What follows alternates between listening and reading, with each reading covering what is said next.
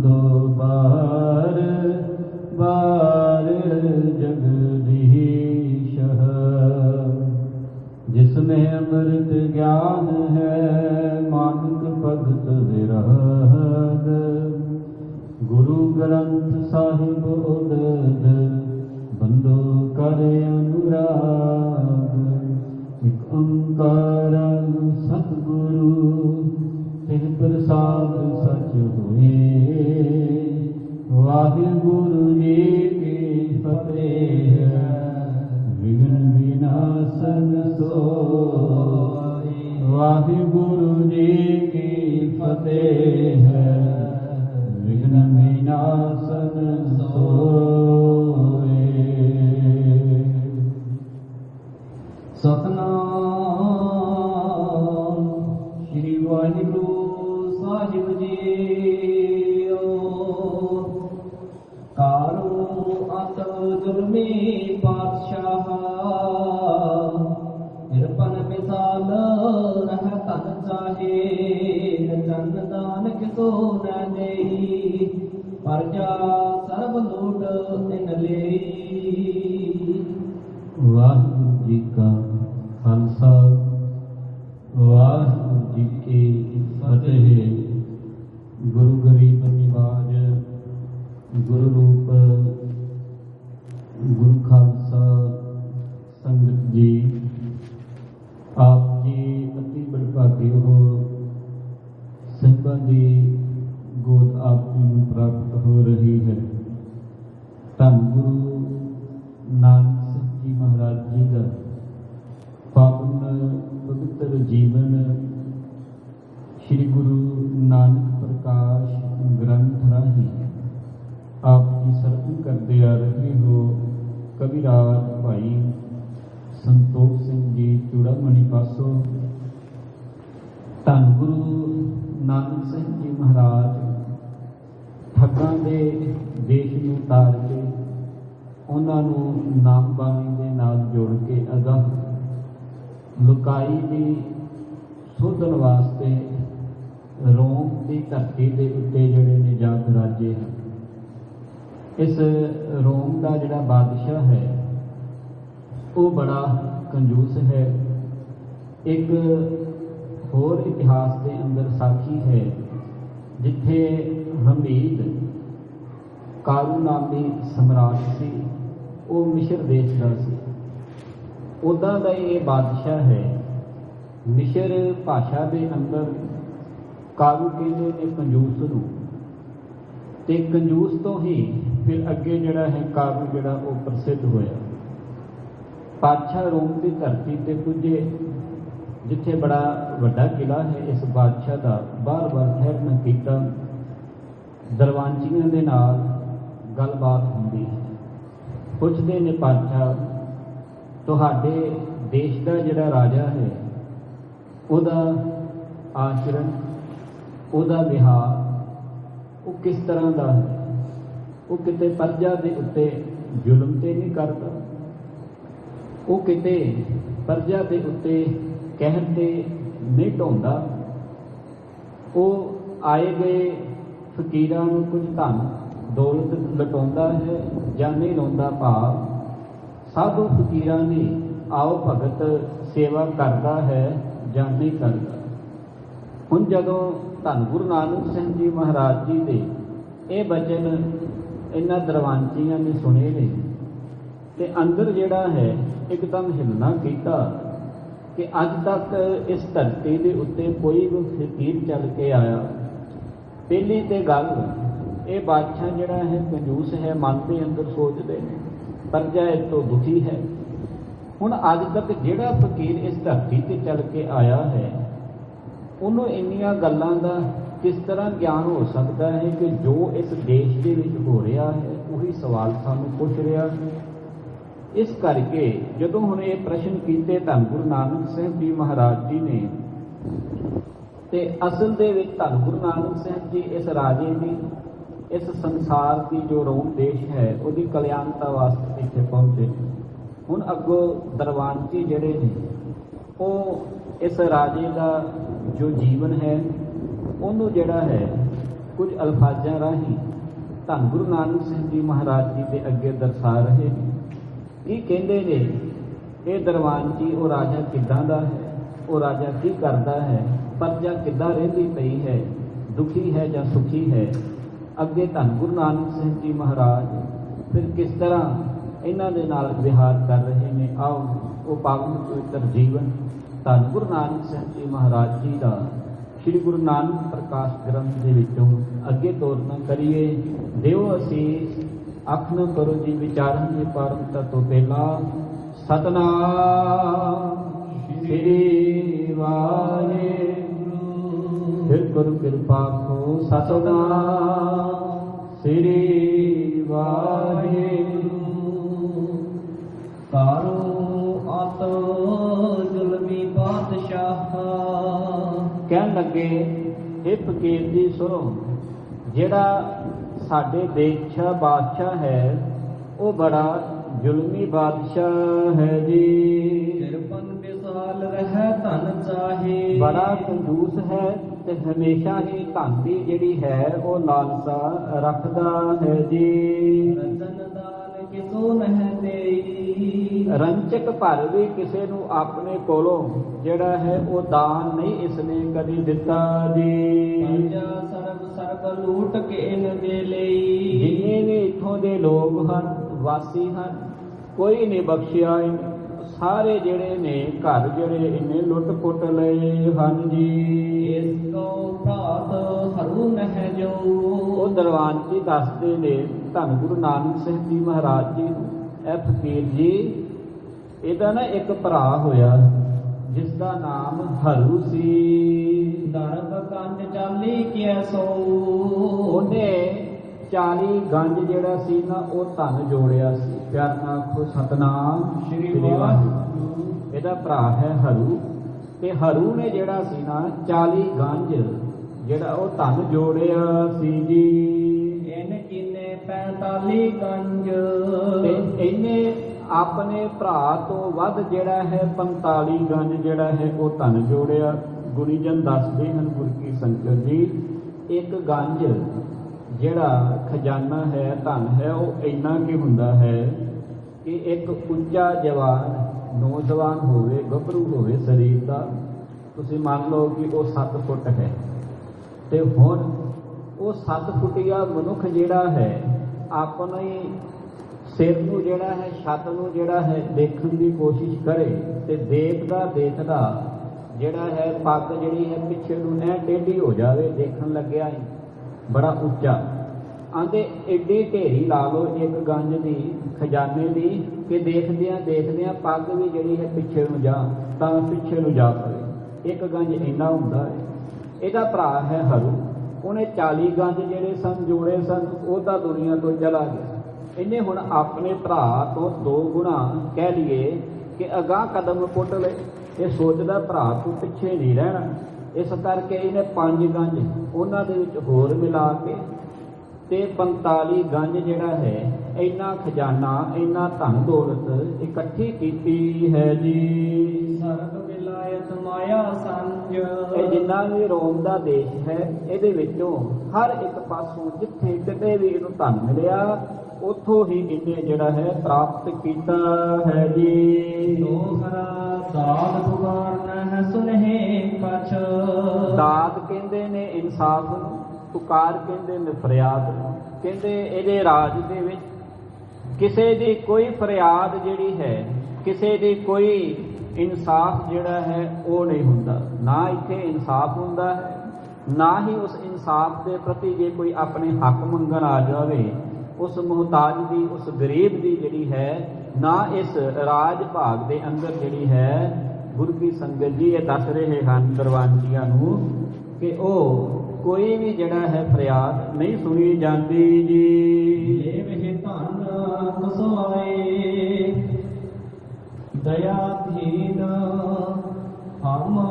ਲੇਵਹਿ ਧਨ ਕਸਵਾਏ। ਸਾਰਿਆਂ ਦੇ ਕੋਲੋਂ ਇਹ ਧਨ ਜਿਹੜਾ ਹੈ ਉਹ ਖੁਸ਼ਵਤ ਲੈਂਦਾ ਹੈ, ਭਾਵ ਉਹਨਾਂ ਕੋਲ ਹੜਪ ਲੈਂਦਾ ਹੈ ਜੀ। ਦਇਆਹੀਨ ਦੁਖ ਦੇਹ ਸਭ। ਉਹ ਦਇਆਹੀਨ ਹੈ, ਇਹਨੂੰ ਕਿਸੇ ਦੇ ਉੱਤੇ ਦਇਆ ਨਹੀਂ ਹੁੰਦੀ, ਧਨ ਇਕੱਠਾ ਕਰਨ ਲੱਗਿਆ। ਕੋਈ ਇਹਦੇ ਅੱਗੇ ਹੱਥ ਜੋੜ ਕੇ ਨੱਕ ਵੀ ਰਗੜੇ, ਆਪਣਾ ਸਿਰ ਵੀ ਥੱਲੇ ਰੱਖ ਦਵੇ, ਇੱਥੋਂ ਤੱਕ ਆਪਣੇ ਸਿਰ ਦੀ ਪੱਗ ਵੀ ਲਾ ਕੇ ਕੋਈ ਰੱਖ ਦਵੇ ਨਾ ਕਿ ਮੈਂ ਗਰੀਬ ਹਾਂ, ਮੈਨੂੰ ਨਾ ਕੁਝ ਕਹਿ। ਆਂਦੇ ਇੰਨਾ ਨਿਰਦਈ ਹੈ, ਇਹਨੂੰ ਗਰੀਬਾਂ ਦੇ ਉੱਤੇ ਜਿਹੜੀ ਹੈ ਦਇਆ ਨਹੀਂ ਹੁੰਦੀ, ਨਾ ਇਹਦੇ ਕੋਲ ਕੋਈ ਦਇਆ ਹੈ। ਦੁੱਖ ਦੇਹ ਸਭ ਸਾਰੀ ਪ੍ਰਜਾ ਇਹਨੇ ਦੁਖੀ ਕੀਤੀ ਹੋਈ ਹੈ ਜੀ। ਮਾਨਤ ਬਾਤ ਨ ਕਾਏ, ਕਿਸੇ ਦੀ ਕੋਈ ਗੱਲ ਮੰਨ ਕੇ ਇਹ ਰਾਜੀ ਨਹੀਂ ਹੈ। ਜੋ ਪਈ ਦੇਸ਼ ਵਿਲਾਇਤ ਸਕਰੇ ਲੋਕਾ, ਇਸ ਦੇਸ਼ ਦੇ ਜਿੰਨੇ ਵੀ ਇੱਥੋਂ ਦੇ ਵਾਸੀ ਹਨ ਉਹ ਸਾਰੇ ਜੀ ਰਹਿ ਦੁਖੀ ਨਿਤ ਧਰ ਔਰ ਸ਼ੋਕਾ, ਉਹ ਪਿਤਾ ਪ੍ਰਤੀ ਇਹ ਅਤਿਆਚਾਰਾਂ ਤੋਂ ਦੁਖੀ ਰਹਿੰਦੇ ਨੇ। ਤੇ ਕਈ ਤਾਂ ਬੇਵਸ ਹੋਏ ਜਿਹੜੇ ਨੇ ਹਮੇਸ਼ਾ ਸੋਗ ਦੇ ਵਿੱਚ ਡੁੱਬੇ ਰਹਿੰਦੇ ਹਨ ਜੀ। ਕੀਤੇ ਗ੍ਰਾਮ ਕਰ ਗਏ ਉਜਾਰਾ, ਤੇ ਇਸੇ ਦੁੱਖਾਂ ਦੇ ਕਰਕੇ ਕਈ ਘਰ ਜਿਹੜੇ ਸਨ ਆਪਣਾ ਘਰ-ਬਾਰ ਤਿਆਗ ਹੀ ਇਸ ਰੋਮ ਦੇ ਦੇਸ਼ ਨੂੰ ਛੱਡ ਕੇ ਕਿਤੇ ਹੋਰ ਜਾ ਵਸੇ ਹਨ ਜੀ। ਕੇਤਕ ਮਰਨਗੇ ਕਤਕ ਪੁਕਾਰਾ, ਤੇ ਕਈ ਲੋਕ ਇਹਦੇ ਕੋ ਆਪਣਾ ਇਨਸਾਫ ਮੰਗਦਿਆਂ ਉਸ ਇਨਸਾਫ ਦੇ ਪ੍ਰਤੀ ਪੁਕਾਰਾਂ ਕਰਦਿਆਂ ਆਪਣੀ ਜਿਹੜੀ ਹੈ ਜੀਵਨ ਲੀਲਾ ਹੀ ਸਮਾਪਤ ਕਰ ਦਿੱਤੀ। ਇਹ ਹੈ ਰਾਜਿਆਂ ਦਾ ਸ਼ਾਸਨ। ਜਿਸ ਰਾਜ ਦਾ ਰਾਜਾ ਜਿਹੜਾ ਹੈ ਪ੍ਰਜਾ ਨੂੰ ਦੁੱਖ ਦੇਣ ਬਹਿ ਜਾਵੇ ਗੁਰੂ ਕੀ ਸੰਗਤ ਜੀ, ਉਹ ਹਾਕਮ ਦੇ ਕੋਲ ਬਹੁਤੀ ਦੇਰ ਜਿਹੜਾ ਹੈ ਉਹ ਦੁਨੀਆ ਟਿਕਦੀ ਨਹੀਂ। ਇਸੇ ਕਰਕੇ ਧੰਨ ਗੁਰੂ ਨਾਨਕ ਸਾਹਿਬ ਜੀ ਦੇ ਪਾਵਨ ਪਵਿੱਤਰ ਜੀਵਨ ਦੇ ਵਿੱਚ ਇਹ ਜੋ ਪ੍ਰਸੰਗ ਚੱਲ ਰਿਹਾ ਹੈ ਬੜਾ ਜ਼ੁਲਮੀ ਰਾਜਾ ਹੈ। ਕੋਈ ਇਹਦੇ ਕੋਲ ਕਿਸੇ ਦੇ ਪ੍ਰਤੀ ਜਿਹੜੀ ਹੈ ਦੀਨਤਾ ਨਹੀਂ ਹੈ।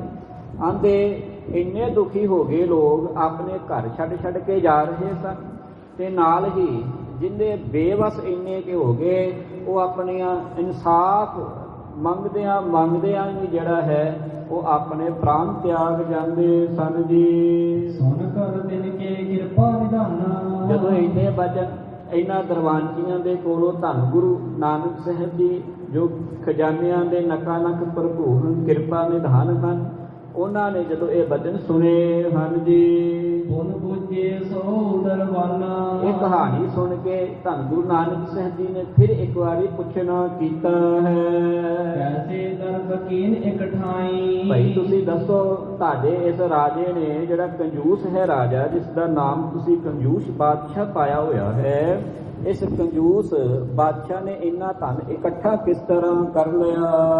ਰਾਖਤ ਹੈ ਨਰ ਅਦਕ ਦੁਰਾਈ, ਇਹ ਮਨੁੱਖਾਂ ਨੂੰ ਜਿਹੜਾ ਹੈ ਬੜਾ ਦੁੱਖ ਦੇ ਕੇ ਡਰਾ ਕੇ ਰੱਖਦਾ ਹੈ ਜੀ। ਹੋਏ ਇਕੇਲੇ ਕੱਢੇ ਧਰਮ, ਇਹ ਧਨ ਇਕੱਠਾ ਕਰਕੇ ਇਹ ਧਰਤੀ ਦੇ ਵਿੱਚ ਜਿਹੜਾ ਹੈ ਲੁਕਾਈ ਜਾਂਦਾ ਹੈ, ਭਾਵ ਧਰਤੀ ਦੇ ਵਿੱਚ ਦੱਬੀ ਜਾ ਰਿਹਾ ਹੈ ਜੀ। ਇਸ ਦਿਨ ਬਸਿਓ ਰਹਿਤ ਉਸ ਔਰ ਮੈਂ, ਤੇ ਨਿਤਾ ਪ੍ਰਤੀ ਬਸ ਧਨ ਦੀਆਂ ਸੋਚਾਂ ਲੈ ਕੇ ਕਿ ਅੱਜ 10 ਇਕੱਠੇ ਕਰ ਲਏ, ਕੱਲ 20 ਹੋ ਜਾਣਗੇ, ਪਰਸੋਂ 30 ਹੋ ਜਾਣਗੇ, ਇਸੇ ਗਿਣਤੀ ਦੇ ਵਿੱਚ ਲੱਗਾ ਹੈ। ਕੌਣ ਰੀਤ ਕਰ ਇਹਨੇ ਸਹਲੀ, ਤੁਸੀਂ ਮੈਨੂੰ ਇਹ ਹੁਣ ਦੱਸੋ ਕਿ ਇਹਨੇ ਕਿਹੜੀ ਰੀਤੀ ਦੇ ਨਾਲ, ਉਹ ਕਿਹੜੀ ਵਿਧੀ ਹੈ, ਉਹ ਕਿਹੜਾ ਇਹਨੇ ਉਪਾਅ ਹੈ, ਉਹ ਕਿਹੜਾ ਇਹਨੇ ਯਤਨ ਕੀਤਾ ਹੈ ਕਿ ਇੰਨਾ ਇਹ ਧਨ ਵਾਹਿਗੁਰੂ ਇੰਨਾ ਧਨ ਜਿਹੜਾ ਹੈ 45 ਗੰਜ ਇਹਨੇ ਜੋੜ ਲਿਆ। ਆਵਤ ਜਾਤੇ ਹੋਏ ਦੁਹਲੀ, ਤੇ ਜਿਹੜਾ ਆਉਂਦਿਆਂ ਜਾਂਦਿਆਂ ਜਿਹੜਾ ਹੈ ਉਹਦੇ ਵਿੱਚ ਹੀ ਇਹ ਮਗਨ ਹੋਇਆ ਪਿਆ ਕਿ ਬਸ ਧਨ ਹੀ ਆ ਜਾਏ, ਧਨ ਹੀ ਇਕੱਠਾ ਕਰ ਲਵਾਂ। ਤਬ ਦਰਵਾਨਨ ਬੈਨ ਬਖਾਨਾ, ਉਦੋਂ ਫਿਰ ਇਹਨਾਂ ਦਰਵਾਨਜੀਆਂ ਨੇ ਇੱਕ ਵਾਰੀ ਫਿਰ ਧੰਨ ਗੁਰੂ ਨਾਨਕ ਸਾਹਿਬ ਜੀ ਮਹਾਰਾਜ ਜੀ ਨੂੰ ਇਸ ਤਰ੍ਹਾਂ ਦੱਸਣਾ ਕੀਤਾ ਹੈ ਜੀ। ਸੁਨੋ ਬਾਤ ਦਰਵੇਸ਼ ਮਹੱਲਾ, ਏ ਮਹਾਨ ਦਰਵੇਸ਼, ਤੁਸੀਂ ਸਾਨੂੰ ਚੰਗੇ ਲੱਗੇ ਹੋ, ਤੁਹਾਡੀਆਂ ਗੱਲਾਂ ਸਾਡੇ ਦਿਲ ਨੂੰ ਟੁੰਬ ਗਈਆਂ ਹਨ। ਕਿਸੇ ਪਹਿਲੀ ਵਾਰ ਆ ਕੇ ਫਕੀਰ ਨੇ ਜਿਹੜਾ ਹੈ ਇਦਾਂ ਦੇ ਸਵਾਲ ਸਾਨੂੰ ਪੁੱਛੇ ਜੀ, ਨਹੀਂ ਤਾਂ ਬੜੇ ਦੁਨੀਆ ਤੇ ਆਏ ਫਕੀਰ, ਕੋਈ ਵੀ ਇਸ ਦੇਸ਼ ਦੇ ਵਿੱਚ ਆ ਜਾਵੇ ਉਹਨੇ ਮੰਗਣੀਆਂ ਸ਼ੁਰੂ ਕਰ ਦਿੱਤੀਆਂ ਕਿ ਸਾਨੂੰ ਆਹ ਦਿਓ। ਤੁਸੀਂ ਪਹਿਲੇ ਹੋ ਜੋ ਦੁਨੀਆ ਦੇ ਦੁੱਖਾਂ ਨੂੰ ਜਿਹੜਾ ਹੈ ਉਹ ਸਮਝਦੇ ਹੋ। ਸਾਡੇ ਦੇਸ਼ ਦੇ ਵਿੱਚ ਆ ਕਰਕੇ ਤੁਸੀਂ ਸਾਡੀ ਦੁੱਖ ਦੀ ਨਜ਼ਬ ਦੇ ਉੱਤੇ ਜਿਹੜਾ ਹੈ ਹੱਥ ਰੱਖਿਆ ਹੈ ਪਹਿਲੀ ਵਾਰ। ਹੁਣ ਅਸੀਂ ਤੁਹਾਨੂੰ ਇਹ ਬਾਦਸ਼ਾਹ ਧਨ ਕਿੱਦਾਂ ਇਕੱਠਾ ਕੀਤਾ ਇਹਨੇ ਇਸ ਤਰ੍ਹਾਂ ਉਹ ਤੁਹਾਨੂੰ ਸਾਰੀ ਕਹਾਣੀ ਜਿਹੜੀ ਹੈ ਦੱਸਣੀ ਕਰਦੇ ਹਾਂ ਜੀ। ਏਕ ਸਮੈ ਕਾਰੂ ਹੋ ਗਈ ਰਾਈ। ਆਂਦੇ ਇੱਕ ਵਾਰੀ ਇਸ ਕਾਰੂ ਬਾਦਸ਼ਾਹ ਨੇ ਜਿਹੜਾ ਸੀ ਨਾ ਉਹ ਇਸ ਤਰ੍ਹਾਂ ਸਲਾਹ ਕੀਤੀ ਹੈ ਜੀ। ਨਿਜ ਵਜ਼ੀਰ ਸਭ ਲੀਨ ਬੁਲਾਈ। ਉਹਦੇ ਆਪਣੇ ਜਿੰਨੇ ਸਿਪਾਹ ਸਲਾਰ ਸਨ, ਅਹਿਲਕਾਰ ਸਨ, ਵਜ਼ੀਰ ਸਨ ਨਾ ਗੁਰ ਕੀ ਸੰਗਤ ਜੀ, ਉਹ ਸਾਰੇ ਆਪਣੇ ਕੋਲ ਬੁਲਾਉਣੇ ਕੀਤੇ ਹਨ ਜੀ। ਪੂਜਨ ਕੀਨੇ ਬਚਨ ਕਠੋਰਾ। ਸਾਹਮਣੇ ਬੁਲਾ ਕਰਕੇ ਤੇ ਬੜੇ ਕਠੋਰ ਭਰੇ ਬਚਨ ਉਹਨਾਂ ਨੂੰ ਬੋਲਣੇ ਕੀਤੇ ਹਨ। ਹੈ ਕਿ ਨਹੀਂ ਧਨ ਔਰੈ ਠੋਰਾ। ਕਹਿਣ ਲੱਗਾ ਉਹ ਭਲਿਓ ਮੇਰੀ ਗੱਲ ਸੁਣ ਲਓ, ਮੈਂ ਕਰਨਾ ਹੈ ਧਨ ਇਕੱਠਾ। ਹੁਣ ਤੁਸੀਂ ਮੈਨੂੰ ਜਿਹੜੇ ਹੈ ਨਾ ਚੰਗੀ ਤਰ੍ਹਾਂ ਬਸ ਦੱਸ ਦਿਓ ਕਿ ਇਸ ਦੇਸ਼ ਦੇ ਵਿੱਚ ਜਿੱਥੇ ਕਿਤੇ ਵੀ ਹੋਰ ਧਨ ਪਿਆ ਹੈ ਉਹ ਦੱਸੋ ਵੀ ਕਿਤੇ ਹੋਰ ਧਨ ਪਿਆ ਹੈ। ਮੋਰ ਵਲਾਇਤ ਮੈਂ ਕਿਤ ਬਾਚੋ। ਜਿੱਥੇ ਵੀ ਕਿਤੇ ਮੇਰੇ ਇਸ ਵਲਾਇਤ ਦੇਸ਼ ਦੇ ਵਿੱਚ ਜਿਹੜਾ ਹੈ ਧਨ ਪਿਆ ਹੈ ਮੈਨੂੰ ਜਿਹੜਾ ਦੱਸਣਾ ਕਰੋ ਜੀ। ਇਹੋ ਬਤਾਏ ਬੈਨ ਕਹਿ ਸਾਚੋ। ਮੇਰੇ ਨਾਲ ਝੂਠ ਨਾ ਬੋਲਿਓ। ਇਹ ਦਰਬਾਨਚੀ ਧੰਨ ਗੁਰੂ ਨਾਨਕ ਸਾਹਿਬ ਜੀ ਮਹਾਰਾਜ ਜੀ ਨੂੰ ਉਸ ਬਿਰਤਾਂਤ ਨੂੰ ਸੁਣਾ ਰਹੇ ਨੇ ਜਿਸ ਸਮੇਂ ਇਸ ਰਾਜੇ ਨੇ ਇੰਨਾ ਧਨ ਜਿਹੜਾ ਸੀ ਜਿਸ ਤਰੀਕੇ ਦੇ ਨਾਲ ਇਕੱਠਾ ਕੀਤਾ। ਗੱਲ ਆਪ ਜੀ ਦੀ ਪਕੜ ਦੇ ਵਿੱਚ ਆ ਜਾਵੇ ਗੁਰ ਕੀ ਸੰਗਤ ਜੀ। ਧੰਨ ਗੁਰੂ ਨਾਨਕ ਸਾਹਿਬ ਜੀ ਪੁੱਛ ਰਹੇ ਨੇ ਤੇ ਦਰਬਾਨ ਜੀ ਦੱਸ ਰਹੇ ਨੇ ਕਿ ਇੱਕ ਸਮੇਂ ਇਹਨੇ ਇੱਦਾਂ ਦੀ ਇੱਥੇ ਖੇਡ ਰਚੀ ਹੈ ਆਪਣੇ ਰਾਜ ਭਾਗ ਦੇ ਵਿੱਚ। ਜਿਸ ਤਰ੍ਹਾਂ ਇਹਨੇ ਧਨ ਇਕੱਠਾ ਕੀਤਾ ਸੀ, ਆਪਣੇ ਅਹਿਲਕਾਰ ਬੁਲਾਏ ਹਨ ਤੇ ਬੁਲਾ ਕੇ ਉਹਨਾਂ ਨੂੰ ਇਹ ਪੁੱਛ ਰਿਹਾ ਹੈ ਮੈਨੂੰ ਧਨ ਦੱਸੋ ਇਸ ਵਲੈਤ ਦੇਸ਼ ਦੇ ਵਿੱਚ ਕਿੱਥੇ ਕਿੱਥੇ ਹੋਰ ਪਿਆ ਹੈ। ਸੱਚੋ ਸੱਚ ਦੱਸਿਓ, ਮੇਰੇ ਨਾਲ ਝੂਠ ਨਾ ਬੋਲਿਓ। ਦੋਸਰਾ ਸੁਨ ਵਜ਼ੀਰ ਡਰ ਅਰਜ ਕੀਆ। ਉਸ ਸਮੇਂ ਹੁਣ ਇਹ ਬਾਦਸ਼ਾਹ ਜਿੱਥੇ ਕੰਜੂਸ ਹੈ ਉੱਥੇ ਜ਼ੁਲਮੀ ਵੀ ਹੈ। ਇਹਨੂੰ ਕਿਸੇ ਦੇ ਉੱਤੇ ਜਿਹੜੀ ਹੈ ਉਹ ਦਇਆ ਨਹੀਂ ਆਉਂਦੀ। ਵਿੱਚੋਂ ਡਰ ਪੈ ਗਿਆ ਇਹਨਾਂ ਸਾਰੇ ਵਜ਼ੀਰਾਂ ਨੂੰ, ਅਹਿਲਕਾਰਾਂ ਨੂੰ, ਤੇ ਜੇ ਇਹਨੂੰ ਕਿਤੇ ਹੋਰ ਕੁਝ ਦੱਸ ਦਿੱਤਾ ਤੇ ਕੰਮ ਜਿਹੜਾ ਕਿਤੇ ਖਰਾਬ ਹੀ ਨਾ ਹੋ ਜਾਵੇ, ਕਿਉਂਕਿ ਜੇ ਜਾਨ ਬਚੇਗੀ ਤੇ ਸੰਸਾਰ ਦੇ ਉੱਤੇ ਵਿਚਰਾਂਗੇ। ਇਹ ਕਹਿਣ ਲੱਗੇ ਬਾਦਸ਼ਾਹ ਸਲਾਮਤ, ਜੇ ਜਾਨ ਦੀ ਹਕੀਕਤ ਦਿਓ ਤੇ ਆਪਾਂ ਤੁਹਾਨੂੰ ਕੁਝ ਦੱਸੀਏ। ਇਹਦਾ ਮਤਲਬ ਸੀ ਜੇ ਤੁਸੀਂ ਸਾਨੂੰ ਕੁਝ ਕਹੋਗੇ ਨਾ ਤੇ ਫਿਰ ਤੁਹਾਨੂੰ ਕੁਝ ਦੱਸਦੇ ਹਾਂ। ਕਹਿਣ ਲੱਗਾ ਠੀਕ ਹੈ ਮੈਂ ਤੁਹਾਨੂੰ ਕੁਝ ਨਹੀਂ ਕਹਾਂਗਾ। ਉਸ ਸਮਿਆਂ ਦੇ ਸੁਨ ਵਜ਼ੀਰ ਡਰ ਅਰਜ ਗੁਜ਼ਾਰੀ। ਉਸ ਸਮੇਂ ਡਰਦਿਆਂ ਡਰਦਿਆਂ ਅਹਿਲਕਾਰਾਂ ਨੇ ਇਸ ਤਰ੍ਹਾਂ ਕਹਿਣਾ ਕੀਤਾ ਹੈ ਜੀ। ਕਹੋ ਰਜਤ ਆਪਣਾ ਨਾਹੇ। ਰਜਤਪਨ ਕਹਿੰਦੇ ਨੇ ਚਾਂਦੀ ਦੇ ਸਿੱਕੇ ਨੂੰ। ਪਿਆਰ ਨਾਲ ਆਖੋ ਸਤਨਾਮ ਸ੍ਰੀ ਵਾਹਿਗੁਰੂ। ਕਹਿਣ ਲੱਗੇ ਹੇ ਰਾਜਨ, ਸਾਡੇ ਇਸ ਦੇਸ਼ ਦੇ ਵਿੱਚ ਹੁਣ ਕੋਈ ਵੀ ਜਿਹੜਾ ਹੈ ਚਾਂਦੀ ਦਾ ਸਿੱਕਾ ਮੌਜੂਦ ਨਹੀਂ ਹੈ। ਸਰਦ ਮੇਘ ਜਲਹੀਨ ਜਿਉ। ਆਂਦੇ ਜਿਸ ਤਰ੍ਹਾਂ ਸਰਦੀਆਂ ਦੇ ਵਿੱਚ ਜਿਹੜੇ ਨੇ ਬੱਦਲ ਜਿਹੜੇ ਚੜ੍ਹ ਕੇ ਆਉਂਦੇ ਹਨ ਜੀ। ਕਿਉ ਲੱਖ ਦੇਸ਼ ਨਹਿ ਮਾਹੇ। ਤੁਸੀਂ ਇਸ ਤਰ੍ਹਾਂ ਸਮਝੋ ਰਾਜਨ ਜੀ, ਜਿੱਦਾਂ ਸਿਆਲਾਂ ਦੇ ਵਿੱਚ ਬੱਦਲ ਆਉਣ ਪਰ ਮੀਂਹ ਨਹੀਂ ਪੈਂਦਾ ਕਈ ਵਾਰ, ਇਸ ਤਰ੍ਹਾਂ ਸਮਝੋ ਵੀ ਇਹ ਦੇਸ਼ ਤਾਂ ਹੈ ਅਮੀਰਾਂ ਦਾ, ਪਰ ਹੁਣ ਇਸ ਦੇਸ਼ ਦੇ ਵਿੱਚ ਜਿਹੜਾ ਹੈ ਕੋਈ ਪੈਸਾ ਨਹੀਂ ਰਿਹਾ। ਕਿਉਂ? ਜਿਤਨਾ ਰਜਤਪਨ ਸੀ, ਜਿਤਨੇ ਚਾਂਦੀ ਦੇ ਸਿੱਕੇ ਸੀ, ਉਹ ਤਾਂ ਤੁਸੀਂ ਪਹਿਲਾਂ ਹੀ ਲੋਕਾਂ ਕੋਲੋਂ ਜਿਹੜਾ ਹੈ ਉਹ ਖੋਹ ਖਵਾ ਲਏ ਨੇ। ਹੁਣ ਤੇ ਇਸ ਦੇਸ਼ ਦੇ ਵਿੱਚ ਕਿਤੇ ਵੀ ਧਨ ਨਹੀਂ ਹੈ। ਜੋ ਭਈ ਏਕ ਰਜਤਪਨ ਸਗਰੇ ਦੇਸ਼ਾ। ਇਸ ਦੇਸ਼ ਦੇ ਵਿੱਚ ਇੱਕ ਵੀ ਰਜਤਪਨ ਜੋ ਹੈ ਖੋਜਿਓ ਪਾਏ ਨ ਕਾਹੂ ਨਰੇਸ਼ਾ। ਉਸ ਸਮੇਂ ਇਸ ਬਾਦਸ਼ਾਹ ਨੇ ਸਾਰੇ ਦੇਸ਼ ਦੀ ਜਿਹੜੀ ਹੈ ਖੋਜ ਕੀਤੀ ਕਿ ਕਿਤੇ ਇੱਕ ਰਜਤਪਨ ਹੀ ਕਿਤੋਂ ਮਿਲ ਜਾਵੇ, ਪਰ ਖੋਜ ਦੇ ਬਾਵਜੂਦ ਵੀ ਇਹਨੂੰ ਹੋਰ ਕਿਤੋਂ ਵੀ ਇੱਕ ਚਾਂਦੀ ਦਾ ਸਿੱਕਾ ਨਹੀਂ ਮਿਲਿਆ ਜੀ। ਕਾਰੂ ਨਿਜ ਸੁਤਾ ਬੁਲਾਈ। ਉਸ ਸਮੇਂ ਇਹ ਕਾਰੂ ਬਾਦਸ਼ਾਹ ਨੇ ਨਾ ਆਪਣੀ ਜਿਹੜੀ ਸੁਤਾ ਭਾਵ ਆਪਣੀ ਜਿਹੜੀ ਧੀ ਸੀ ਉਹਨੂੰ ਜਿਹੜਾ ਬੁਲਾਉਣਾ ਕੀਤਾ ਹੈ। ਕਹਿਓ ਇਸੇ ਕੋ ਵੇਚੋ ਜਾਏ। ਹਰ ਨਾਖੋ ਸਤਨਾਮ ਸ੍ਰੀ ਵਾਹਿਗੁਰੂ। ਬਾਣੀ ਕਹਿੰਦੀ ਵਿਦਿਆ ਕਾਰਨ ਵਾਹਿਗੁਰੂ, ਮਾਇਆ ਕਾਰਨ ਵਿਦਿਆ ਵੇਚੈ। ਮਾਇਆ ਦੇ ਪ੍ਰਪੰਚ ਹੇਠ ਕੋਈ ਵਿਦਿਆ ਦੇ ਵੇਚ ਜਾਵੇ ਤੇ ਉਹਨੂੰ ਬਾਣੀ ਨੇ ਕਬੂਲ ਨਹੀਂ ਕੀਤਾ। ਤੇ ਇੱਥੇ ਕੀ ਹੋ ਰਿਹਾ ਹੈ?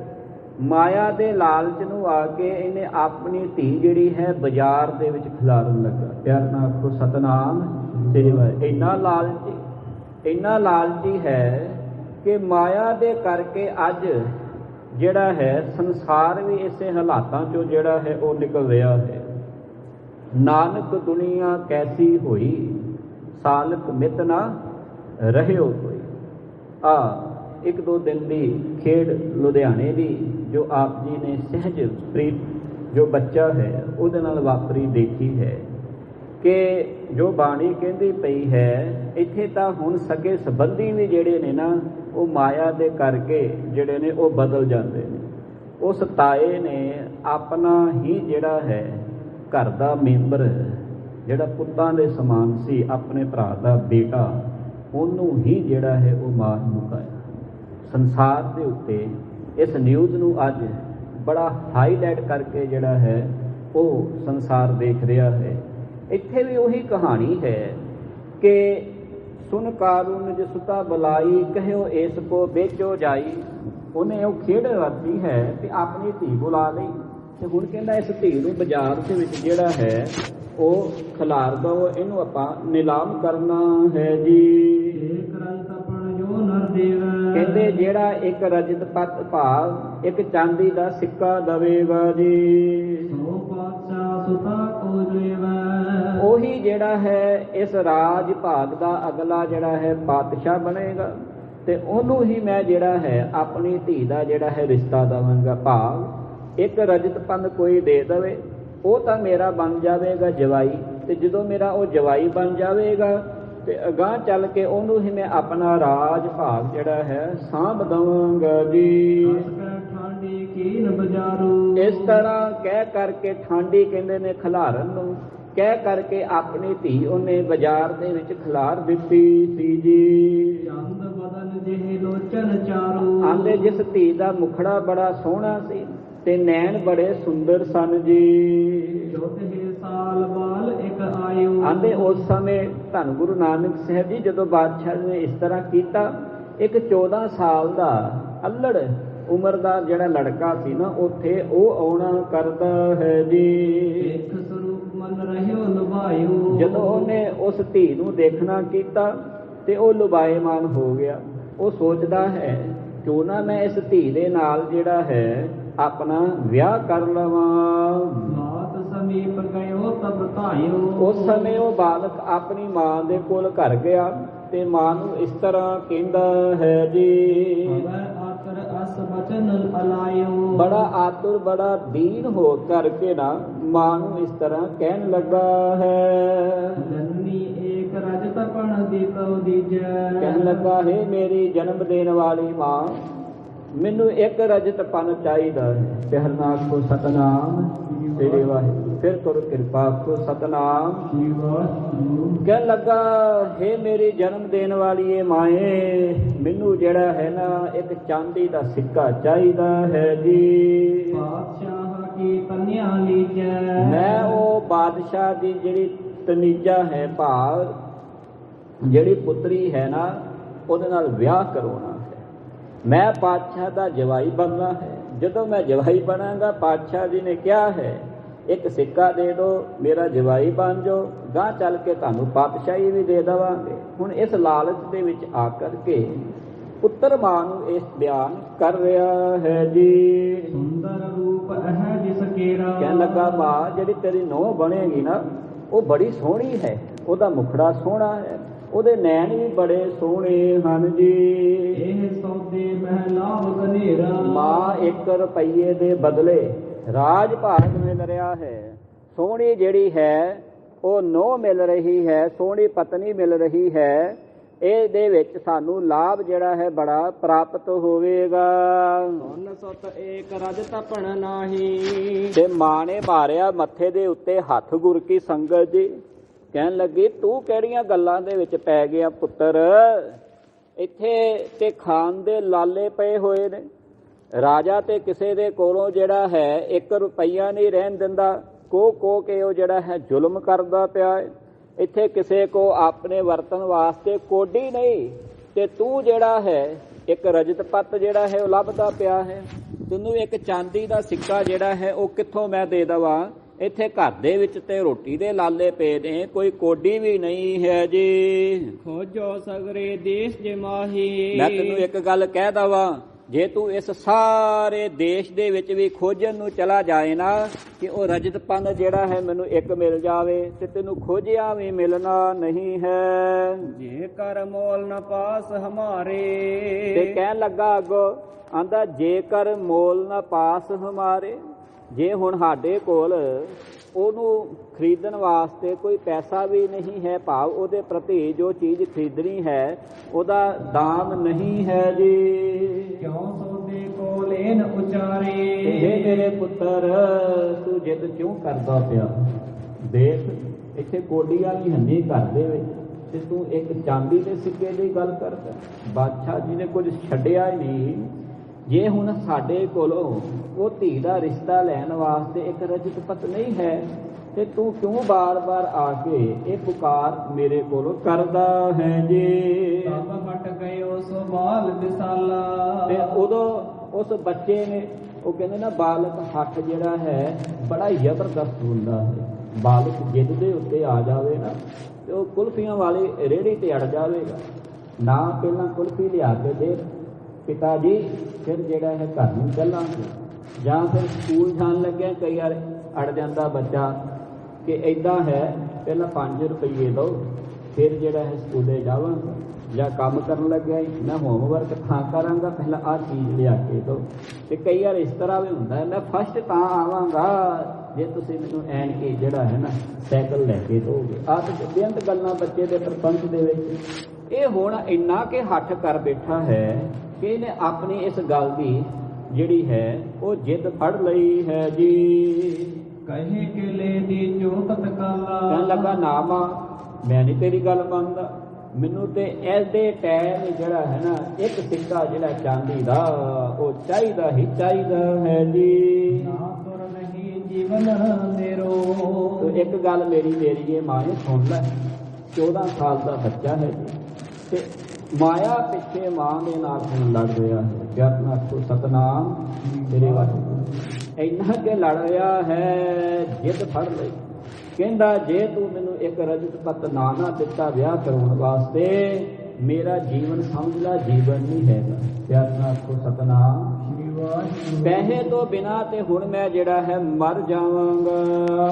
ਗਿਰਿਓ ਧਰਨ ਪਰ ਖਾਏ ਕੁਹੇਰੋ। ਕਵੀ ਰਾਜ ਜੀ ਕਹਿੰਦੇ ਇੰਨੀ ਜਿੱਦ ਫੜੀ ਤੇ ਬੱਚਾ ਕਈ ਵਾਰ ਜਿੱਦ ਕਰਦੇ ਆ ਮਿੱਟੀ ਤੇ ਜਿਹੜਾ ਹੈ ਲਿਟਣ ਬਹਿ ਜਾਂਦਾ ਹੈ ਤੇ ਰੋਣ ਵੀ ਬਹਿ ਜਾਂਦਾ, ਤੇ ਰੋਂਦਿਆਂ ਕਈ ਵਾਰ ਬੇਹੋਸ਼ ਹੁੰਦਾ ਵੀ ਦੇਖਿਆ ਹੋਵੇਗਾ। ਬੱਚੇ ਦੀ ਇਹੋ ਜਿਹੀ ਜਿੱਦ ਬਣ ਜਾਂਦੀ ਹੈ ਕਿਸੇ ਚੀਜ਼ ਦੇ ਪ੍ਰਤੀ। ਕਹਿਣ ਲੱਗੇ ਇੰਨੀ ਜਿੱਦ ਕੀਤੀ ਇਹਨੇ ਇੱਕ ਰਜਤਪਤ ਦੇ ਪਿੱਛੇ ਕਿ ਘੁਮੇਰੀ ਖਾ ਕਰਕੇ, ਘੁਆਂਟਣੀ ਖਾ ਕਰਕੇ ਇੱਕਦਮ ਜ਼ਮੀਨ ਤੇ ਡਿੱਗਾ ਤੇ ਬੇਹੋਸ਼ ਹੋ ਗਿਆ ਹੈ ਜੀ।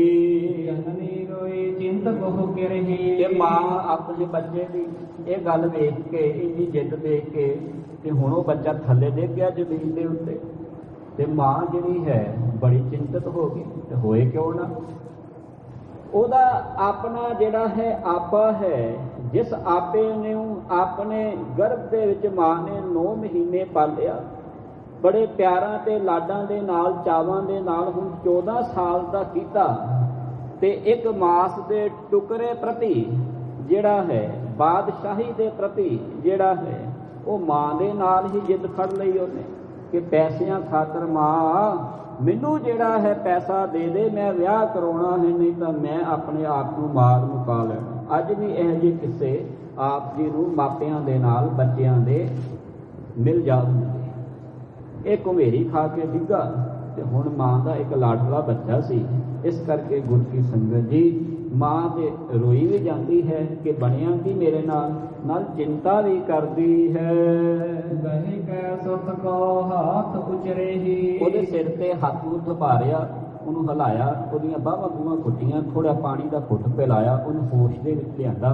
ਤੇ ਫਿਰ ਇਸ ਤਰ੍ਹਾਂ ਕੁਝ ਕਹਿਣ ਲੱਗੀ ਹੈ ਜੀ। ਰੱਬ ਤੋ ਪਿਤਾ ਧਰਨ ਤਾ ਫਿਰਨਾਇਓ। ਕਹਿਣ ਲੱਗੀ ਜੇ ਤੇਰੀ ਇੰਨੀ ਹੀ ਜਿੱਦ ਹੈ ਨਾ ਤੇ ਮੈਂ ਤੈਨੂੰ ਇੱਕ ਸਲਾਹ ਹੋਰ ਦੇ ਦਿੰਦੀ ਹਾਂ। ਉਹ ਇਹ ਸਲਾਹ ਹੈ, ਜਬ ਤਬ ਪਿਤਾ ਧਰਨ ਦਫਨਾਇਓ। ਆਂਦੇ ਜਦੋਂ ਤੇਰੇ ਪਿਤਾ ਦੀ ਮੌਤ ਹੋਈ ਸੀ ਨਾ, ਤੇ ਸਾਡੀ ਇੱਕ ਰੀਤ ਹੈ ਕਿ ਇੱਥੇ ਉਸ ਸਰੀਰ ਨੂੰ ਦਫਨਾਇਆ ਜਾਂਦਾ ਹੈ ਤੇ ਦਫਨਾਉਣ ਤੋਂ ਪਹਿਲਾਂ ਉਸ ਸਰੀਰ ਦੇ ਵਿੱਚ ਜਿਹਦੇ ਕੋਲ ਸਰਦਾ ਹੋਵੇ ਉਹਦੇ ਮੂੰਹ ਦੇ ਵਿੱਚ ਇੱਕ ਰਜਤ ਪੱਤ ਜਿਹੜਾ ਸੀ ਪਾ ਦਿੱਤਾ ਜਾਂਦਾ ਸੀ, ਚਾਂਦੀ ਦਾ ਸਿੱਕਾ। ਭਾਵ ਮਰੇ ਹੋਏ ਬੰਦੇ ਦੇ ਮੂੰਹ ਦੇ ਵਿੱਚ ਤੁਸੀਂ ਆਮ ਦੇਖਿਆ ਹੋਵੇਗਾ ਜਦੋਂ ਸ਼ਮਸ਼ਾਨ ਭੂਮੀ ਦੇ ਵਿੱਚ ਘਿਓ ਪਾਇਆ ਜਾਂਦਾ ਹੈ ਆਮ ਕਰਕੇ।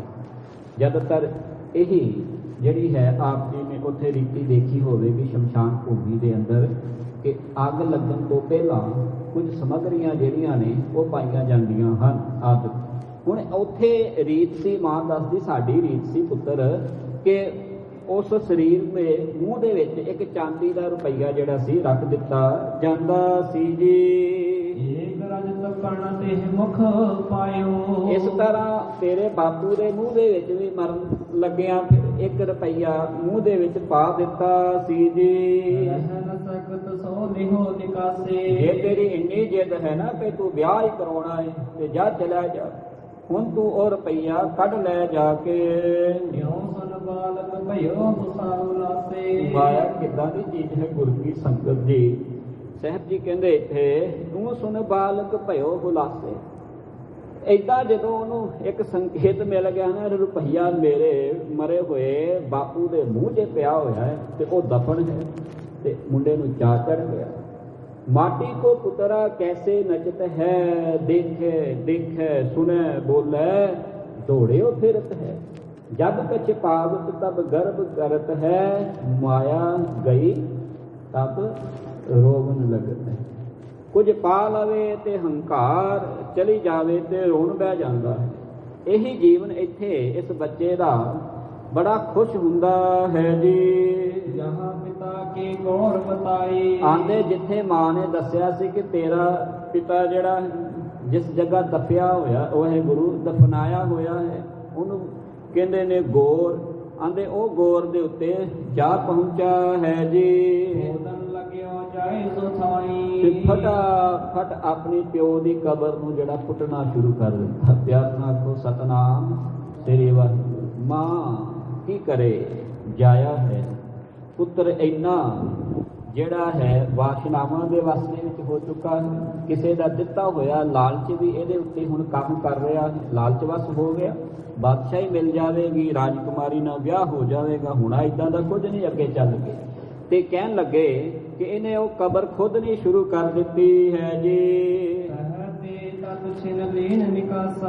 ਪਿਓ ਦੀ ਕਬਰ ਦਫਨਾਏ ਨੂੰ ਜਿਹੜਾ ਸਰੀਰ ਸੀ ਕਾਫੀ ਸਮਾਂ, ਕਿੰਨੇ ਸਾਲ ਬਤੀਤ ਹੋ ਗਏ ਸਨ, ਪਰ ਉੱਥੇ ਕੰਕਾਰ ਪਏ ਸਨ। ਫੋਲਦਿਆਂ ਵਿੱਚੋਂ ਹੱਡੀਆਂ ਨਿਕਲਦੀਆਂ ਗਈਆਂ ਤੇ ਉਸੇ ਮਿੱਟੀ ਦੇ ਵਿੱਚੋਂ ਇਹਨੂੰ ਫੋਲਦਿਆਂ ਇੱਕ ਰਜਤ ਪੰਨ ਜਿਹੜਾ ਮੈਲਾ ਕੁਚੈਲਾ ਹੋਇਆ ਪਿਆ ਸੀ, ਹੈ ਰੁਪਈਆ ਸੀ ਚਾਂਦੀ ਦਾ, ਉਹ ਇਹਨੂੰ ਮਿਲ ਗਿਆ ਹੈ ਜੀ। ਤੇ ਇਸ ਤਰ੍ਹਾਂ ਬੜਾ ਹਿਰਦੇ ਦੇ ਵਿੱਚ ਜਿਹੜਾ ਹੈ ਇਹਨੂੰ ਸਕੂਨ ਮਿਲਿਆ ਤੇ ਉੱਥੋਂ ਰੁਪਈਆ ਲੈ ਕੇ ਜਿਹੜਾ ਹੈ ਚੱਲ ਪਿਆ ਹੈ ਜੀ। ਤੇ ਉਹ ਜਿਹੜਾ ਰਜਤਪਨ ਸੀ ਨਾ ਲੈ ਕੇ ਅੱਗੇ ਤੁਰ ਪਿਆ ਹੈ ਜੀ। ਤੇ ਹੁਣ ਜਦੋਂ ਕਾਰੂ ਬਾਦਸ਼ਾਹ ਦੇ ਦਰਬਾਰ 'ਚ ਪੁੱਜਾ ਤੇ ਕਾਰੂ ਬਾਦਸ਼ਾਹ ਨੂੰ ਪਤਾ ਲੱਗਾ ਕਿ ਕੋਈ ਜਿਹੜਾ ਬਾਲਕ ਹੈ 14 ਸਾਲ ਦਾ ਉਹ 1 ਰੁਪਈਆ ਲੈ ਕੇ ਆ ਗਿਆ ਤੇ ਉਹ ਵੀ ਬੜਾ ਹੈਰਾਨ ਹੋ ਗਿਆ ਕਿ ਮੇਰੇ ਰਾਜ ਭਾਗ ਦੇ ਵਿੱਚ ਤਾਂ ਰੁਪਈਆ ਨਹੀਂ ਲੱਭਦਾ ਤੇ ਇਹਨੂੰ ਰੁਪਈਆ ਕਿੱਥੋਂ ਮਿਲ ਗਿਆ। ਉਸੇ ਸਮੇਂ ਉਸ ਬਾਲਕ ਨੂੰ ਆਪਣੇ ਦਰਬਾਰ 'ਚ ਸਦਨਾ ਕੀਤਾ ਹੈ ਜੀ। ਤੇ ਆਉਂਦਿਆਂ ਸਾਰ ਹੀ ਆਪਣਾ ਫਿਰ ਜਿਹੜਾ ਕਿਰਦਾਰ ਉਹਨੇ ਬਾਹਰ ਕੱਢ ਲਿਆ। ਹਾਂ ਕਰਦੀਆਂ ਦੇ ਪਹਿਲਾਂ 2-3 ਚਪੇੜਾਂ ਛੱਡੀਆਂ ਤੇ ਫਿਰ ਨਾਲੇ ਬਹੁਤ ਬੁਰੀ ਤਾੜਨਾ ਕੀਤੀ, ਭਾਵ ਬੜੇ ਗੁੱਸੇ ਨਾਲ ਬੋਲਿਆ। ਕਹਿਣ ਲੱਗਾ ਚਪੇੜਾ ਮਾਰ ਕੇ ਤਾੜਨਾ ਕਰਦਾ, ਉਹ ਬਾਲ ਮੇਰੀ ਗੱਲ ਸੁਣ, ਮੈਂ ਵਾ ਸਮੇਂ ਦਾ ਹਾਕਮ, ਇਹ ਖੇਡ ਜਿਹੜੀ ਸੀ ਮੈਂ ਆਪ ਰਚੀ ਸੀ। ਹੁਣ ਤੂੰ ਮੈਨੂੰ ਇੱਕ ਗੱਲ ਦੱਸ ਦੇ ਸੱਚ ਕਿ ਇਹ ਤੂੰ ਕਿਸ ਤਰ੍ਹਾਂ ਕੀਤਾ ਹੈ ਜੀ। ਮੈਨੂੰ ਸੱਚੋ ਸੱਚ ਦੱਸ ਦੇ ਕਿ ਇਹ ਤੂੰ ਰੁਪਈਆ ਕਿੱਥੋਂ ਲਿਆਂਦਾ, ਨਹੀਂ ਤਾਂ ਤੁਰੰਤ ਹਜੇ ਤਾਂ ਤੇਰੇ ਵੱਜੀ ਇਹਨੂੰ ਚਪੇੜਾ, ਹਜੇ ਤਾਂ ਤੈਨੂੰ ਮੈਂ ਕੀਤੀ ਉਹ ਤਾੜਨਾ, ਨਹੀਂ ਤਾਂ ਤੈਨੂੰ ਮੈਂ ਫਾਂਸੀ ਦੇ ਫੰਦੇ ਦੇ ਉੱਤੇ ਲਟਕਾ ਦਵਾਂਗਾ। ਸਭ ਬਾਲਕ ਨੇ ਸਾਚ ਵਿਚਾਰਾ। ਹੁਣ ਬਾਲਕ ਸੀ, ਪਹਿਲਾਂ ਲਾਲਚ ਵਸ ਹੋ ਕੇ ਮਾਂ ਦੇ ਨਾਲ ਬੈਠਿਆ, ਮਾਂ ਦਾ ਆਪਾ ਸੀ, ਮਾਂ ਨੇ ਰਸਤਾ ਦੱਸ ਦਿੱਤਾ, ਪਿਓ ਦੀ ਕਬਰ ਵੀ ਨਾ ਛੱਡੀ ਪੁੱਟਣ ਕੋਲੋਂ, ਪੈਸਾ ਇਹੋ ਜਿਹੀ ਖੇਡ। ਤੇ ਹੁਣ ਜਦੋਂ ਵੱਜੀਆਂ ਮੂੰਹ ਦੇ ਉੱਤੇ ਚਪੇੜਾ ਤੇ ਨਾਲ ਵੱਜੇ ਉਹਨੂੰ ਦਬਕੇ, ਬਾਲਕ ਸੀ ਤੇ ਕਿੰਨਾ ਕੁ ਚਿਰ ਠਹਿਰ ਸਕਦਾ ਸੀ ਅੱਗੇ, ਇੱਕਦਮ ਜਿਹੜਾ ਹੈ ਉਹ ਤਬਦੀਲ ਹੋਇਆ ਤੇ ਇਸ ਤਰ੍ਹਾਂ ਕਹਿਣ ਲੱਗਾ ਹੈ ਜੀ, ਮੈਂ ਕਾਢਿਓ ਪਿਤ ਗੋਰ ਮਝਾਰਾ। ਕਹਿਣ ਲੱਗਾ ਰਾਜਨ, ਇਹ ਜਿਹੜਾ ਰੁਪਈਆ ਹੈ ਨਾ, ਮੈਂ ਆਪਣੀ ਪਿਓ ਦੀ ਕਬਰ ਫੁੱਟ ਕੇ ਉਹਦੇ ਵਿੱਚੋਂ ਕੱਢਿਆ ਹੈ ਜੀ। ਹਮਰੇ ਘਰ ਮਹਿ ਏਕ ਜੇ ਪਾਵ ਹੋ। ਮੈਂ ਇੱਕ ਗੱਲ ਹੋਰ ਨਾਲ ਤੈਨੂੰ ਕਹਿ ਦਵਾਂ, ਤੇਰਾ ਭੁਲੇਖਾ ਦੂਰ ਕਰ ਦਵਾਂ ਰਾਜਨ, ਇਹ ਰੁਪਈਆ ਮੈਂ ਆਪਣੀ ਪਿਓ ਦੀ ਕਬਰ 'ਚ ਫੁੱਟਿਆ, ਉੱਥੋਂ ਮੈਨੂੰ ਲੱਭਿਆ। ਪਰ ਜੇ ਕਿਤੇ ਤੈਨੂੰ 1 ਰੁਪਈਆ ਸਾਡੇ ਘਰ ਦੇ ਵਿੱਚੋਂ ਲੱਭ ਜਾਵੇ, ਸਭ ਲੋਕ ਜਮ ਧਾਮ ਪਠਾਵ ਹੋ। ਉਦੋਂ ਤੂੰ ਮੈਨੂੰ ਭਾਵੇਂ ਫਾਂਸੀ ਦੇ ਫੰਦੇ ਤੇ ਲਟਕਾ ਦੇ, ਮੈਨੂੰ ਕਬੂਲ ਹੈ, ਪਰ ਮੈਂ ਸੱਚ ਕਹਿੰਦਾ ਹਾਂ, ਇਹ ਰੁਪਈਆ ਮੈਂ ਘਰੋਂ ਨਹੀਂ ਲਿਆਂਦਾ, ਇਹ ਮੇਰੀ ਮਾਂ ਨੇ ਦੱਸਿਆ ਸੀ, ਇਸ ਕਰਕੇ ਮੈਂ ਆਪਣੇ ਪਿਓ ਦੀ ਕਬਰ ਫੁੱਟੀ ਤੇ ਉੱਥੋਂ ਰੁਪਈਆ ਮਿਲਿਆ ਹੈ ਜੀ। ਜਬ ਐਸੀ ਕਾਰੂ ਸਦ ਪਾਈ। ਆਂਦੇ ਜਦੋਂ ਇਸ ਗੱਲ ਦੀ ਭਾਂਤ ਭਲੀ ਪ੍ਰਾਂਤ ਇਸ ਕਾਰੂ ਬਾਦਸ਼ਾਹ ਜੀ ਨੂੰ ਸਮਝ ਲੱਗੀ ਹੈ ਜੀ। ਸਭ ਹੀਨ ਗੋਰਾ ਲੀਨ ਖੁਦਾਈ। ਹਰਨਾਮ ਤੋਂ ਸਤਨਾਮ ਸ੍ਰੀ ਵਾਹਿਗੁਰੂ। ਉਹ ਤੇ ਇਸੇ ਪਰਪੰਚ ਦੇ ਉੱਤੇ ਖਲੋਤਾ ਹੋਇਆ ਸੀ ਕਿ ਮੇਰੇ ਦੇਸ਼ ਦੇ ਵਿੱਚ ਪੈਸਾ ਕਿੱਥੇ ਪਿਆ ਹੈ, ਕਿਸ ਤਰੀਕੇ ਦੇ ਨਾਲ ਮਿਲ ਸਕਦਾ ਹੈ, ਮੈਂ ਆਪਣੇ ਕੋਲੋਂ ਇਕੱਠਾ ਕਰ ਲਵਾਂ। ਹੁਣ ਉਹਨੂੰ ਇਹ ਵਰਤਿਆ ਹੋਇਆ ਤਰੀਕਾ ਜਿਹੜਾ ਹੈ ਇਹਦਾ ਕਾਮਯਾਬ ਹੋ ਗਿਆ ਗੁਰੂ ਕੀ ਸੰਗਤ ਜੀ।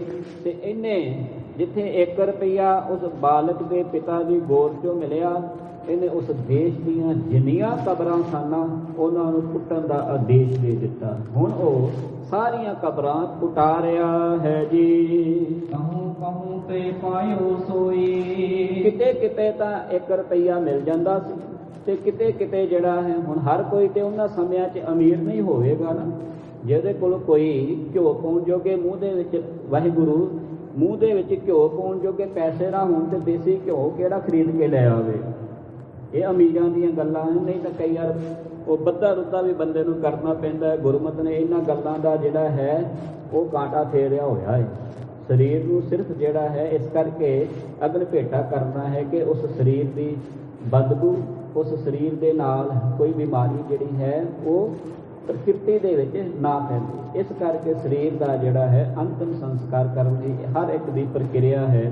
ਕੋਈ ਪਾਣੀ 'ਚ ਵਹਾ ਦਿੰਦਾ ਹੈ, ਕੋਈ ਅੰਤਿਮ ਸੰਸਕਾਰ ਅਗਨ ਦੇ ਨਾਲ ਕਰਦਾ ਹੈ, ਕੋਈ ਜਿਸ ਤਰ੍ਹਾਂ ਇਸਲਾਮ ਦੇ ਵਿੱਚ ਹੈ, ਈਸਾਈ ਮਤ ਦੇ ਵਿੱਚ ਹੈ ਕਿ ਕਬਰਾਂ ਦੇ ਪੁੱਟ ਕਰਕੇ ਉੱਥੇ ਦਫਨਾਇਆ ਜਾਂਦਾ ਹੈ। ਆਂਦੇ ਇਸ ਤਰ੍ਹਾਂ ਉਹ ਰਾਜਾ ਕਰਦਾ ਹੈ ਜੀ। ਇਹ ਸਮਝ ਲਵੇ ਔਰ ਨਾ ਕੋਈ। ਕਿਤੋਂ ਕਿਤੋਂ ਰੁਪਈਆ ਮਿਲਦਾ ਸੀ, ਕਿਤੋਂ ਕਿਤੋਂ ਨਹੀਂ ਮਿਲਦਾ ਸੀ, ਇਸ ਤਰ੍ਹਾਂ ਇਹ ਕਰਦਾ ਹੀ ਗਿਆ ਹੈ ਜੀ। ਤੇ ਸੁਣ ਬਰਖਾਨੀ। ਇਹ ਬਚਨ ਹੁਣ ਸਾਰੇ ਉਹਨਾਂ ਦਰਵਾਨਜੀਆਂ ਨੇ ਧੰਨ ਗੁਰੂ ਨਾਨਕ ਸਾਹਿਬ ਜੀ ਮਹਾਰਾਜ ਜੀ ਨੂੰ ਸੁਣਾਉਣੇ ਕੀਤੇ ਨੇ ਕਿ ਇਸ ਤਰ੍ਹਾਂ ਇੱਕ ਵਾਰੀ ਇਹਦੇ ਰਾਜ ਦੇ ਵਿੱਚ ਖੇਡ ਵਾਪਰੀ ਸੀ ਕਿ ਇਹਨੇ ਸਾਰੀਆਂ ਕਬਰਾਂ ਹੀ ਆਪਣੇ ਦੇਸ਼ ਦੀਆਂ ਪੁਟਾ ਦਿੱਤੀਆਂ। ਇੰਨਾ ਧਨ ਦਾ ਲੋਭੀ ਹੈ ਇਹ ਬਾਦਸ਼ਾਹ। ਇਹ ਬਚਨ ਧੰਨ ਗੁਰੂ ਨਾਨਕ ਸਾਹਿਬ ਜੀ ਨੂੰ ਜਦੋਂ ਸੁਣਾਏ ਹਨ ਤੇ ਹੁਣ ਗੁਰੂ ਨਾਨਕ ਸਾਹਿਬ ਜੀ ਨੇ ਜਦੋਂ ਇਹਨਾਂ ਦੇ ਬਚਨ ਇਹ ਸੁਣ ਲਏ ਹਨ ਜੀ, ਅਸਬਾਨੀ। ਉਦੋਂ ਧੰਨ ਗੁਰੂ ਨਾਨਕ ਸਾਹਿਬ ਜੀ ਨੇ ਇਸ ਤਰ੍ਹਾਂ ਅੱਗੋਂ ਬਚਨ ਕਹੇ ਹਨ ਜੀ। ਗੁਨਹਗਾਰ ਇਹ ਦੋਜਖ ਜਾਏ। ਪਿਆਰ ਨਾਲ ਆਖੋ ਸਤਨਾਮ ਸ੍ਰੀ ਵਾਹਿਗੁਰੂ। ਫਿਰ ਕਰੋ ਕਿਰਪਾ ਗੁਰੂ ਕੀ ਸੰਗਤ, ਆਖੋ ਸਤਨਾਮ ਸ੍ਰੀ ਵਾਹਿਗੁਰੂ। ਕਹਿਣ ਲੱਗੇ ਇਹ ਰੱਬ ਦੇ ਘਰ ਦਾ ਗੁਨਹਗਾਰ ਹੈ ਬਾਦਸ਼ਾਹ, ਇਹਨੂੰ ਦੋਜਖ ਦੀ ਅੱਗ ਦੇ ਵਿੱਚ ਜਿਹੜਾ ਹੈ ਸੜਨਾ ਪਵੇਗਾ। ਇਹਨੂੰ ਨਰਕਾਂ ਦੀ ਜ਼ਿੰਦਗੀ ਜਿਹੜੀ ਹੈ ਉਹ ਮਿਲੇਗੀ, ਇਹਨੂੰ ਨਰਕ ਭੋਗਣੇ ਪੈਣਗੇ। ਸੋ ਸਦ ਹੈ ਜੋ ਕਰੀ ਕਮਾਈ। ਜਿਹੜਾ ਇਸ ਤਰੀਕੇ ਦੇ ਨਾਲ ਪਰਾਈ ਕਮਾਈ ਨੂੰ ਕਰਦਾ ਹੈ, ਭਾਵ ਪਰਾਇਆ ਧਨ ਜਿਹੜਾ ਹੈ ਇਕੱਠਾ ਕਰਦਾ ਹੈ ਜੀ। ਇੱਕ ਜੀਵਨ ਇਹ ਕੋ ਜਗ ਮਾਹੀ। ਉਸ ਮਨੁੱਖ ਦਾ ਜੀਵਨ ਇਸ ਤਰ੍ਹਾਂ ਸਮਝੋ ਜਿਸ ਤਰ੍ਹਾਂ ਕੋਈ ਉਹਨੂੰ ਫਿਟਕਾਰਾਂ ਪਾ ਰਿਹਾ ਹੋਵੇ। ਹੱਕ ਪਰਾਇਆ ਨਾਨਕਾ उस सूअर उस गाए गुर पीर हमा कां परे जा मुरदार न खाए। ਕਿਸੇ ਦਾ ਪਰਾਇਆ ਹੱਕ ਖਾਣਾ ਜਿਹੜਾ ਹੈ ਉਹ ਇਸ ਤਰ੍ਹਾਂ ਹੈ ਬਾਣੀ ਨੇ ਦਰਸਾਇਆ ਕਿ ਜਿਸ ਤਰ੍ਹਾਂ ਮਾਸ ਖਾ ਲੈਣਾ ਹੁੰਦਾ ਹੈ। ਮਾਲਕ ਦੀ ਦਰਗਾਹ ਦੇ ਵਿੱਚ ਜਿਹੜਾ ਹੈ ਮਾਲਕ ਨੇ ਹਿਸਾਬ ਕਿਤਾਬ ਜਿਹੜਾ ਹੈ ਉਹ ਲੈਣਾ ਹੈ, ਗਵਾਹੀ ਉਹਦੀ ਭਰੀ ਜਾਵੇਗੀ ਜਿਹੜਾ ਸੱਚਾ ਹੋਵੇਗਾ। ਸਾਹਿਬ ਜੀ ਕਹਿੰਦੇ ਪਏ ਨੇ ਇਹ ਜੀਵਨ ਜਿਹੜਾ ਹੈ ਉਹਦੇ ਉੱਤੇ ਫਿਟਕਾਰ ਹੈ ਜੀ। ਜਸ ਮਰ ਦੁਖ ਪਾਹੀ, ਤੇ ਇਹ ਜਿਹੜਾ ਹੈ ਇੱਥੇ ਹੀ ਮਰ ਮੁੱਕ ਜਾਵੇਗਾ ਤੇ ਬੜਾ ਦੁੱਖ ਪਾਵੇਗਾ। ਪਰਵਤਗਾਰ ਜਹਾਂ ਦਰਗਾਹ, ਤੇ ਜਿੱਥੇ ਮਾਲਕ ਦਾ ਘਰ ਹੈ ਜੀ ਆਹ ਵਿਸਾਲ ਖਤਾਵੰਦ ਤਾਹਾ। ਤੇ ਜਦੋਂ ਖੁਦਾ ਦੇ ਘਰ ਦੇ ਵਿੱਚ ਇਹਦਾ ਲੇਖਾ ਜੋਖਾ ਹੋਵੇਗਾ ਨਾ ਉੱਥੇ ਵੀ ਫਿਰ ਜਿਹੜਾ ਹੈ ਇਹਨੂੰ ਖਤਾਵੰਦ ਐਲਾਨਿਆ ਜਾਵੇਗਾ। ਭਾਵ ਰੱਬ ਦੇ ਹੁਕਮ ਦੇ ਵਿੱਚ ਇਹਨੇ ਜਿਹੜੀ ਹੈ ਹੁਕਮ ਅਦੂਲੀ ਕੀਤੀ ਹੈ। ਗਰੀਬਾਂ ਦੇ ਉੱਤੇ ਜ਼ੁਲਮ ਨਹੀਂ ਸੀ ਕਰਨਾ ਚਾਹੀਦਾ। ਇਹਨੂੰ ਪਰਾਇਆ ਧਨ ਜਿਹੜਾ ਸੀ, ਪਰਾਇਆ ਹੱਕ ਜਿਹੜਾ ਸੀ ਉਹ ਨਹੀਂ ਸੀ ਰੱਖਣਾ ਚਾਹੀਦਾ। ਇੰਨੇ ਬਚਨ ਧੰਨ ਗੁਰੂ ਨਾਨਕ ਸਾਹਿਬ ਜੀ ਮਹਾਰਾਜ ਦਰਵਾਂਜੀਆਂ ਨੂੰ ਕਹਿ ਰਹੇ ਨੇ ਤੇ ਅੱਗੇ ਦਰਵਾਂਜੀਆਂ ਨੂੰ ਕਿਸ ਤਰ੍ਹਾਂ ਸਮਝਾਉਂਦੇ ਨੇ। ਅੱਗੋਂ ਦਰਵਾਂਜੀਆਂ ਨੂੰ ਇਹ ਧੰਨ ਗੁਰੂ ਨਾਨਕ ਸਾਹਿਬ ਜੀ ਕੀ ਉਪਦੇਸ਼ ਦੇ ਰਹੇ ਨੇ ਤੇ ਫਿਰ ਕਿਸ ਤਰ੍ਹਾਂ ਰਾਜੇ ਤੱਕ ਆਪਣੀ ਪਹੁੰਚ ਕਰਦੇ ਨੇ। ਰਾਜੇ ਨੂੰ ਕਿਹੜਾ ਉਪਦੇਸ਼ ਜਿਹੜਾ ਹੈ ਨਸੀਹਤਨਾਮਾ, ਧੰਨ ਗੁਰੂ ਨਾਨਕ ਸਾਹਿਬ ਜੀ ਮਹਾਰਾਜ ਜੀ ਦੀ ਲਿਖਤ ਹੈ ਨਸੀਹਤਨਾਮਾ, ਉਹ ਇਸੇ ਹੀ ਘਟਨਾ ਦੇ ਨਾਲ ਜਿਹੜਾ ਹੈ ਸੁਰਖਰੂ ਹੈ। ਹੁਣ ਵਾਲੇ ਦੀਵਾਨਾਂ ਦੇ ਵਿੱਚ ਆਪ ਜੀ ਇਹ ਸਾਰਾ ਪ੍ਰਸੰਗ ਜਿਹੜਾ ਹੈ ਸਰਵਨ ਕਰੋਗੇ। ਕਿਸ ਤਰ੍ਹਾਂ ਇਸ ਕਾਬੂ ਬਾਦਸ਼ਾਹ ਨੂੰ ਧੰਨ ਗੁਰੂ ਨਾਨਕ ਸਾਹਿਬ ਜੀ ਮਹਾਰਾਜ ਨਸੀਹਤਨਾਮਾ ਦੇ ਰਹੇ ਹਨ ਜੀ। ਇਤਨੀ ਸੇਵਾ ਪ੍ਰਵਾਨ ਕਰਨੀ, ਭੁੱਲਾਂ ਦੀ ਖਿਮਾ। ਵਾਹਿਗੁਰੂ।